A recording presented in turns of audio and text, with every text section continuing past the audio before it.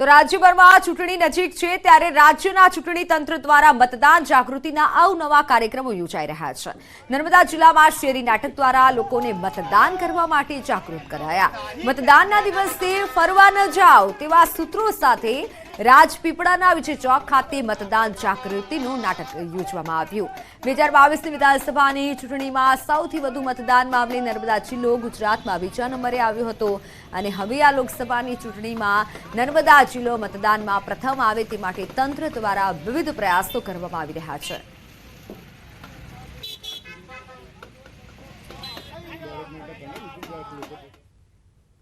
मतदान खास करीने કેટલાક લોકો એવું સમજે છે કે મતદાન હોય એટલે રજા હોય, મતદાનના દિવસે રજા હોય એટલે લોકો ફરવા નીકળી જાય, લોકો લહેર કરવા નીકળી જાય, પરંતુ મતદાન કરવું એ આ દેશના દરેક નાગરિકની ફરજ છે। એના મતદાનની કિંમત એને સમજવી જોઈએ અને દરેક નાગરિકે મતદાન કરીને જ પછી ફરવા જવું જોઈએ। પાછલા વર્ષોમાં જોઈએ તો નર્મદા જિલ્લામાં ઘણું ઓછું મતદાન હંમેશા થતું આવ્યું છે અને આ વખતે પણ વધારે વધારે મતદાન થાય એવા જિલ્લા ચૂંટણી તંત્ર તરફથી ખૂબ જ સંલગ્ન પ્રયત્નો ચાલી રહ્યા છે। તો અરવલ્લીના બાયડમાં મહિલા મતદાન જાગૃતિ કાર્યક્રમ યોજાયો અને જેમાં એક મહિલાએ મતદાન માટે ગીત ગાયું। અપના મત અપના સ્વાભિમાન શબ્દોના ગીતથી મહિલાએ મતદાન કરવા માટે રોચક રીતે અપીલ કરી। मतदान के बाद ही जाना, मतदान के बाद ही जाना, क्योंकि अपना मत ही तो है, क्योंकि अपना मत ही तो है, अपना स्वाभिमान इस चुनाव में कीजिए, अपने मत का दान हो इस चुनाव में कीजिए, अपने मत का दान हो लोकतंत्र में कीजिए 100% मतदान। मेरा देश महान बनेगा, मेरा हिंदुस्तान बढ़ेगा, यहाँ करने से मतदान इस चुनाव में कीजिए, अपने मत का दान हो इस चुनाव में कीजिए। તો બનાસકાંઠાના થરાદમાં બારોટ સમાજના ખેડૂતે પીએમ મોદી માટે ગીત ગાયું છે। ગુજરાતનો આખા વિશ્વમાં ડંકો વગાડ્યો, બોલી અને ફરે નહીં એ આપણા પ્રધાનમંત્રી, આ હતા ગીતના શબ્દો। ભાજપનું સર્વ સમાજનું સંમેલન આ ગીત ગાતા સભાના તમામ લોકોએ તાળીઓના ગડગડાટથી ઝીલ્યું હતું। આ સંમેલનમાં ઠાકોર સમાજના 100 લોકોએ કમળ ધારણ કર્યું અને રાજપૂત સમાજના આગેવાનોને સર્વ સમાજને મોદીને મત આપવા માટે અપીલ કરી। ખાસ વાત તો એ છે કે 2 દિવસ પહેલા જ કોંગ્રેસનું સંમેલન યોજાયું હતું અને હવે ભાજપના સંમેલનમાં ઠાકોર સમાજના આગેવાને કોંગ્રેસને આડે હાથે લીધા હતા।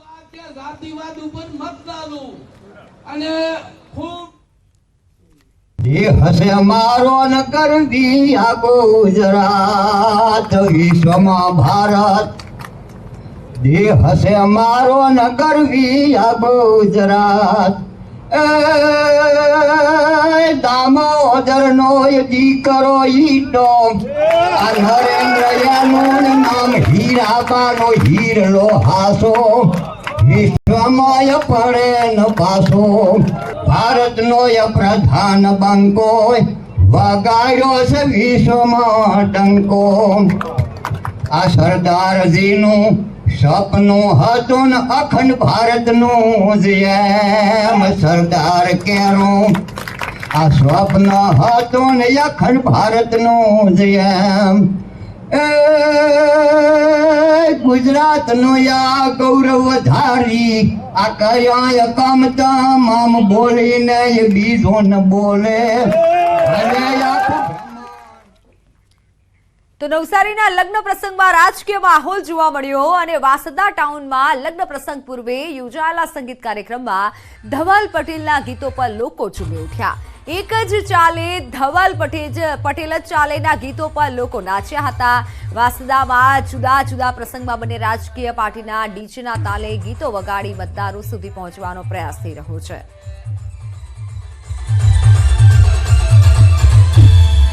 તો શું ચાલે મારા ભાઈ? તો સમાચારોમાં હાલ સમય થયો છે વિરામનો।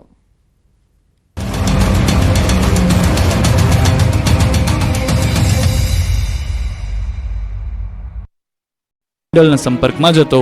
આવતીકાલે હું અમદાવાદ જવા નીકળી રહ્યો છું. પિટિશન દાખલ કરવા હું અમદાવાદ જવા રવાના થયો ત્યારે કોના ઇશારે કોંગ્રેસના કાર્યકર્તાઓએ મારા ઘરે વિરોધ પ્રદર્શન કરીને મને પરત ફરવા મજબૂર કર્યો છે. જે લોકો હાલ વિરોધ કરે છે તે પહેલા ભાજપ સાથે બેસી ગયા હતા.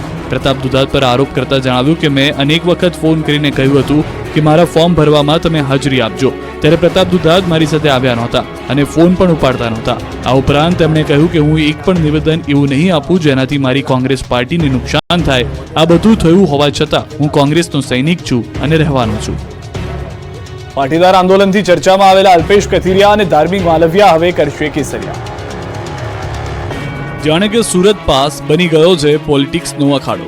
સમાજના નામે રાજકીય રોટલા શીખવાની હોડ લાગી છે. પહેલા કોંગ્રેસ સાથે દાવપેચ રમી નિલેશ કુંભાણી ગાયબ થયા તો હવે અલ્પેશ કથિરિયા અને ધાર્મિક માલવિયા પક્ષ પલટો કરશે. જી હા, પાટીદાર આંદોલનથી ચર્ચામાં આવેલા અલ્પેશ કથિરિયા અને ધાર્મિક માલવિયા CR પાટીલના હસ્તે કેસરિયા કરશે. એક સમયે ભાજપ સામે રણશીંગો ફૂંકનાર પાટીદાર આંદોલનકારીઓ હવે ધીરે ધીરે ભાજપ બાજુ વળી રહ્યા છે. પહેલા હાર્દિક પટેલ અને હવે અલ્પેશ અને હવે ધાર્મિક માલવિયા. આપના બેનર હેઠળ બંને નેતાઓએ વિધાનસભાની ચૂંટણી પણ લડી હતી. એકાએક જ તેમણે ગત 18 એપ્રિલે આપમાંથી રાજીનામું આપી દીધું. જ્યારે શનિવારે 200 જેટલા પાટીદાર આગેવાનો સાથે વરાછા મિની બજાર ખાતે આવેલા સરદારની પ્રતિમાને હાર પહેરાવી ભાજપમાં જોડાશે. આ કાર્યક્રમમાં ભાજપના ધારાસભ્યોથી લઈને મંત્રીઓ પણ હાજર રહેશે. કેશોદમાં આજે ભાજપના પ્રચારમાં એકાએક ગરમાવો આવી ગયો. જીતુ વાઘાણીએ બબુચક શબ્દની એન્ટ્રી કરાવી. વિરોધી હિત શત્રુઓ જેમને અહીંયા પગ પેસારા કરવા છે, અહીંયા પાછલા પાણીથી રાજ કરવું છે, એવી બબુચક સરકારને બેસાડવા માંગે છે. મોદીજી જેવી હાવજના ભૂમિમાં છો હાવજ સરકાર બનાવવા માંગતા નથી. જૂનાગઢની રાજનીતિમાં હવે બબુચક શબ્દની એન્ટ્રી થઈ ગઈ છે. જી હા, લોકસભા ચૂંટણી માટે મતદાનની તારીખ નજીક છે. રાજકીય પક્ષો એડી ચોટીનું જોર લગાવી રહ્યા છે ત્યારે ભાજપના એક નેતાએ વિપક્ષને મદદ કરતી વિદેશી તાકાત પર આકરા પ્રહાર કર્યા. કેશોદમાં જીતુ વાઘાણીએ આક્રમક નિવેદન આપ્યું. કેટલાક લોકો બબુચક સરકાર બેસાડવા માંગતા હોવાની વાત કરી. જો કે મોદી સરકારના વખાણ કરતા જીતુ વાઘાણીએ કોંગ્રેસ પર આડકતરો ઇશારો કર્યો કે કોંગ્રેસ વિદેશી તાકાતોનો હાથો બની ગઈ છે. તેઓ પણ ભારતમાં મોદી સરકાર ઈચ્છતા નથી. જો કે જીતુ વાઘાણીના બબુચક શબ્દના પ્રહારથી રાજનીતિ તેજ જરૂર બની ગઈ છે.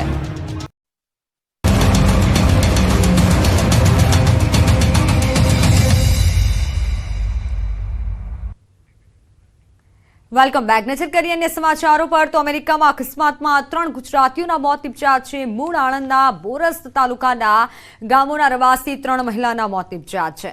એટલાન્ટાથી સાઉથ કરોલી જતા અકસ્માત થયો હતો. સાઉથ કરોલીના ગ્રીન વેલીમાં ડિવાઈડર સાથે કાર અથડાઈ. કારમાં સવાર 4 મહિલાઓની અકસ્માત